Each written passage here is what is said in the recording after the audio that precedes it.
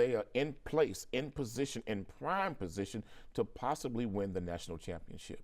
Now Lane Kiffin has booted from the program and he's going to LSU. It is my understanding, according to what Lane Kiffin said to a reporter, was that he asked, could he remain with Ole Miss and finish coaching out this playoff run?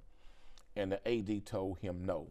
What hurts me about this is Lane Kiffin should have did better by his players, his athletes.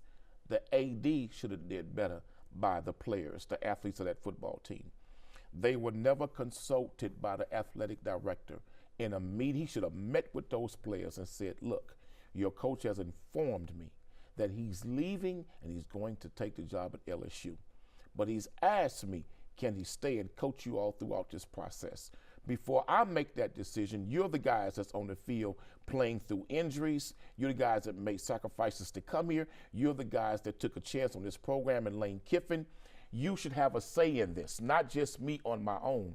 But the athletic director, I believe his ego got bruised and he got offended. He told Lane Kiffin no. Now, who suffers the most? Lane Kiffin gets a $5 million bonus going to LSU. Who suffers the most? The boys on that football team, those players who through blood, sweat, and tears have sacrificed to make that program what it has not been in decades.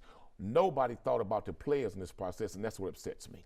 I think this is, I think if you look at Lane's career as a whole, I don't think anyone should be surprised, right? He has a history of bouncing around. He had some strange history at USC, quit after a year at Tennessee. When he was the OC, the offensive coordinator at Alabama, he left kind of abruptly because of Saban's He was thoughts. fired. Right. So we have all these concerns. Clearly a very good coach.